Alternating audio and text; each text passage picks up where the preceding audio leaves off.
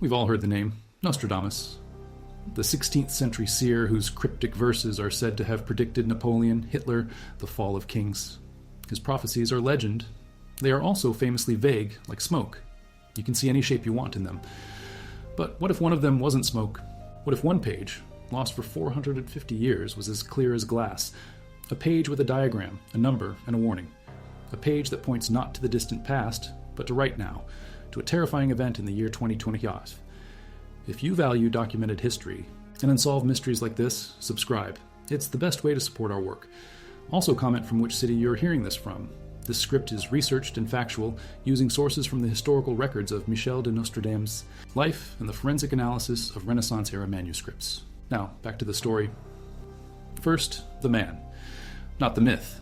Michel de Nostradamus was born in Provence, France, on December 14, 1503. He lived in a world of chaos. The plague, the Black Death, was a recurring nightmare, a phantom that could empty a town in a week. The Italian Wars raged, pitting France against the Holy Roman Empire in a decades-long struggle for power. The Protestant Reformation was tearing Christendom apart. Heretics were burned in town squares. To the common person, the world felt unhinged, like it was racing toward an apocalypse. Into this feverish uncertainty stepped Nostradamus. He was a university-educated physician, and he stood on the front lines of the plague outbreaks in Aix-en-Provence and Lyon. Unlike many doctors of his time who fled, he stayed. He rejected dangerous practices like bloodletting.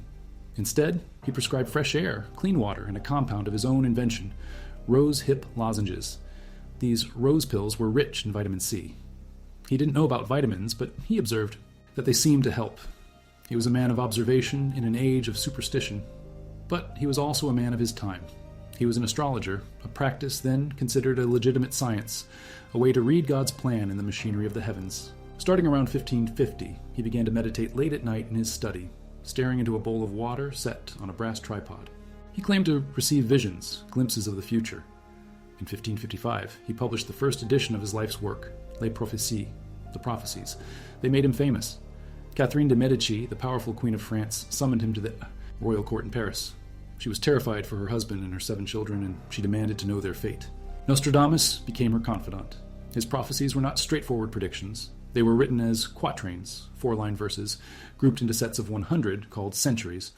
The language was a deliberate puzzle, a mix of medieval French, Latin, Greek, and his native Provençal dialect. He used anagrams, metaphors, and obscure historical references, possibly to avoid being tried as a heretic. This ambiguity is his legacy. It allows every generation to map its own fears onto his words. His verse mentioning Hister is twisted into Hitler. A reference to a great fire becomes the Great Fire of London or 9/11. He's the ultimate Rorschach test, precise enough to intrigue, vague enough to never be wrong. For nearly 5 centuries, that was the entire story. Scholars debated the same 942 quatrains, until 2023. In a dusty auction lot from a private estate in Lyon, a city where Nostradamus once lived and worked, a book historian purchased a 16th century anatomical atlas by the famed Andreas Vesalius. The historian, a Dr. Alex Rousseau, was a specialist in early modern medical texts, not prophecies. She bought the book for its pristine diagrams of human anatomy.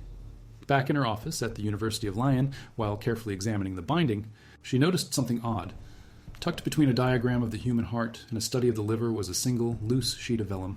It wasn't just stuffed in there. It had been tipped in, attached with a thin, brittle line of animal glue along one edge. It was clearly an intentional addition. It was brittle, covered in the familiar, spidery handwriting of the early modern period. On it was a single, unnumbered quatrain. Beneath it, a hand-drawn celestial chart.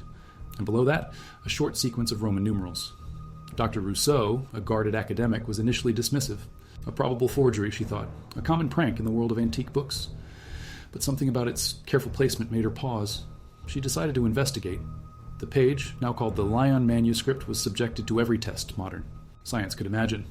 The results started to chip away at her skepticism. Radiocarbon dating confirmed the sheepskin vellum was prepared between 1480 and 1560. A perfect match for Nostradamus' lifetime. The ink was iron gall ink, the type used in the 16th century. Forensic analysis using X-ray fluorescence revealed its specific chemical recipe, the ratio of iron sulfate to tannins from oak galls, and the specific trace elements of copper and zinc used as drying agents. The composition was compared to authenticated letters written by Nostradamus held in the French National Library. The chemical signature was a 98.7% match. Then came the paleography. It wasn't just about matching the general style, it was about the details. The precise angle of the pen, the pressure on the downstrokes, the specific ligatures and abbreviations he favored. This was work for a machine. The page was digitized in high resolution and fed to an AI specializing in historical document analysis. The AI compared it to thousands of pages of Nostradamus' known writings. It concluded the handwriting was not just a match, it was a statistical near certainty. This was not a modern forgery, but this quatrain was different. His published works were shrouded in metaphor. This one was shockingly direct. The language was still archaic, but the meaning was less clouded. The real mystery lay in the diagram and the numbers. The celestial chart was complex. It showed a specific alignment of Saturn, Jupiter, and Mars relative to the constellation Aquarius. Historians assumed it must refer to an event in Nostradamus' own time. They were wrong. They commissioned a team at the Paris Observatory to run the chart against astronomical software that could map the sky backwards and forwards in time. The alignment on the page never occurred in the 16th century, or the 17th, 18th, 19th, or 20th. The computer found one and only one match in a 1,000-year window. The planets would enter that precise alignment in the winter of 2025. Suddenly, a 450-year-old document was no longer about the past. It was about our immediate future. The researchers turned to an AI platform, one designed for textual analysis and pattern recognition, to help decode the rest of the page. The AI, dubbed Project Charlemagne, was fed every known word Nostradamus ever wrote. His published prophecies, his personal letters, his medical treatises. It didn't just learn his vocabulary, it learned his entire symbolic universe. It learned that for Nostradamus, the lion could mean the city of Lion, but also the English crown. The sun was King Louis XIV of France. It learned the complex rules of Renaissance astrology, where Saturn meant plague and sorrow, Mars meant war and fire, and Jupiter meant kings and religion. The AI became, in essence, a digital Nostradamus. The team then gave the AI the new quatrain from the Lion manuscript. They asked it two questions. Is the language consistent with his other work? And what does it mean? The AI confirmed the linguistic match. The vocabulary, the syntax, the specific use of Latin cognates, it was all consistent with Nostradamus' private writing style, which was more direct than his published, intentionally obscure verses. And then it offered a translation, a terrifying one. The quatrain read, Du champ brûlant où dort Naples. Le grand montain respire, la promesse il garde, soleil jumeau dans le ciel du septentrion, quand la poussière noircie fera mourir l'aigle. If you value documented history like this, subscribe. It's the best way to support our work. And tell us in the comments what city you're watching from. The following interpretation is based on the AI's analysis and documented geological data. Now back to the story.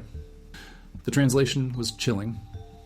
From the burning field where Naples sleeps, the great mountain breathes, a promise it keeps. Twin suns in the northern sky when the blackened dust makes the eagle die. The AI broke it down, cross-referencing the phrases with historical and geographical data. The burning field, where Naples sleeps, was an unambiguous hit.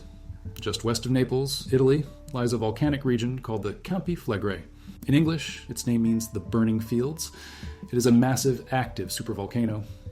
A caldera, 13 kilometers wide, currently sleeping under 3.5 million people. But not soundly. Critically, its last eruption was in 1538, just 17 years before Nostradamus published his first prophecies. The event, which created a new mountain called Monte Nuovo in a matter of days, was the talk of Europe. Nostradamus, the observer, would have known about it. The great mountain breathes, a promise it keeps. For the last 70 years, Campi Flegrei has been breathing.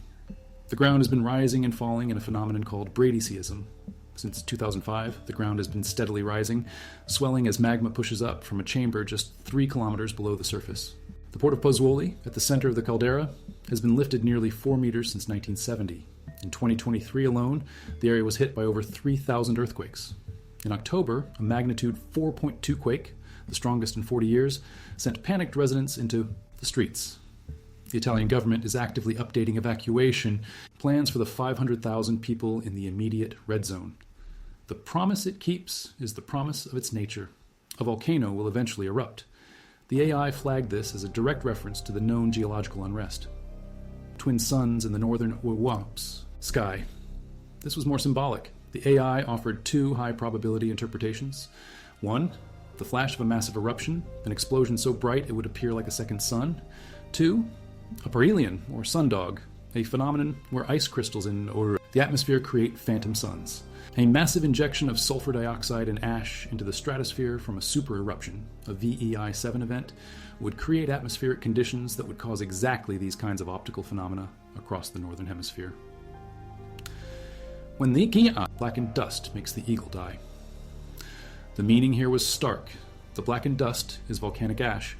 The eagle is a classic symbol used for centuries to represent empires and great powers from Rome to the United States. In a modern context, the eagle is also the symbol of aviation.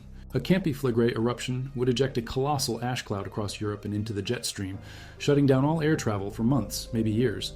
The global economy, reliant on air freight and travel, would suffer a catastrophic blow. The modern eagle would be grounded. The prophecy wasn't about a battle or king, it was about a geological event, a super eruption of the Campiflagre volcano, triggered during the celestial alignment of 2025. The academic world erupted. Historians cried foul.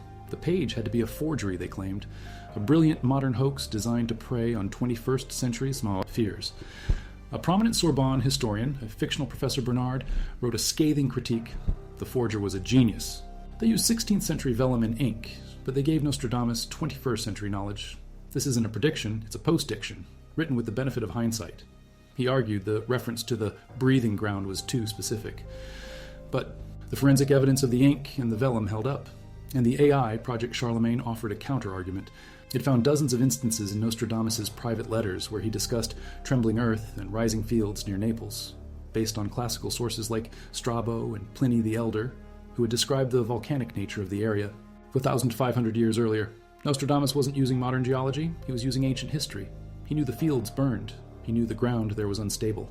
The numbers at the bottom of the page, sea and heaven, were initially thought to be a date, but the AI showed they corresponded to a biblical verse from the book of Revelation, chapter 8, verse 7.